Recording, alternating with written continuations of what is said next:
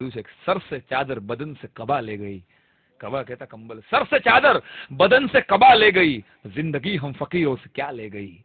Sir से चादर बदन से कबा ले गई, जिंदगी हम फकीरों से क्या ले गई। और कल रात चांद ने मुझको आकर कहा, कल रात चांद ने मुझको आकर कहा कि एक लड़की मुझसे तेरा पता ले गई, एक लड़की मुझसे तेरा पता ले गई।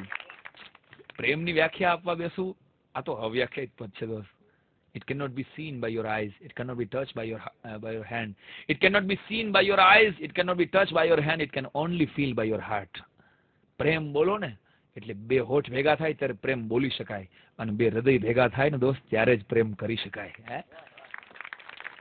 પ્રેમની કોઈ વ્યાખ્યા હોય જ ન શકે. દુનિયાનો કોઈ એવો લેખક નથી જેને પ્રેમ વિશે લેખ ન લખ્યો હોય, દુનિયાનો એવો કોઈ કવિ નથી જેને પ્રેમ વિશે કવિતા ન લખી હોય. છતાંય મેં વાંચ્યું છે, મને જે વ્યાખ્યાઓ હાથવગી થઈ છે એ વ્યાખ્યાઓ ખાલી ગણાવું તો પ્રેમ એટલે શું મિત્રો? આ દુનિયામાં પ્રેમ જ એક એવી વસ્તુ છે જે તમને કોઈ દી પૂરેપૂરો મળતો નથી અને તમે કોઈ દી કોઈને પૂરેપૂરો આપતા નથી.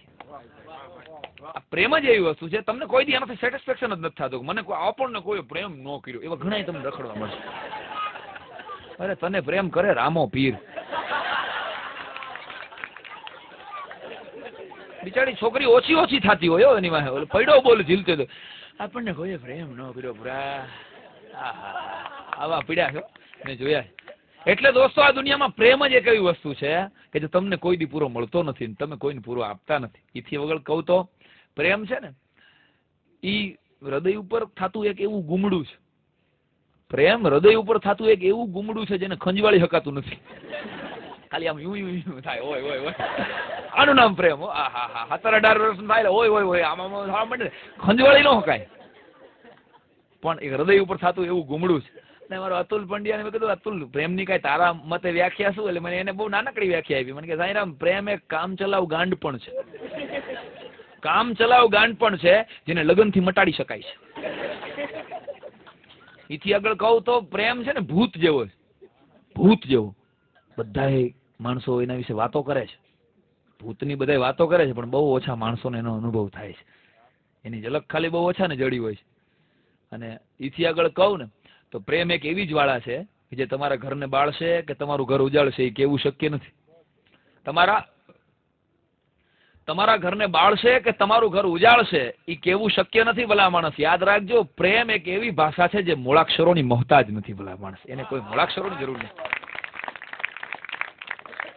એ કોઈ મૂળાક્ષરોની મોહતાજ નથી. યાદ રાખજો, કોઈએ પ્રેમને ઇન્દ્રિયોની કવિતા કીધી છે, કોઈએ પ્રેમને અસ્તિત્વની મદિરા કીધી છે, કોઈએ પ્રેમને મૂર્ખાઓનું શાણ પણ કીધું છે, તો કોઈએ પ્રેમને શાણાઓની મૂર્ખામી કીધી છે. યાદ રાખજો, ફુરસદ વાળા લોકો માટે પ્રેમ એક ધંધો છે અને વ્યસ્ત લોકો માટે પ્રેમ એક ફુરસદ છે બધા માણસે. અને પેલા હું ચાલો ઠેકી એમ કહેતો હતો સાચો પ્રેમ હંમેશા ખોટી વ્યક્તિ સાથે થાય છે.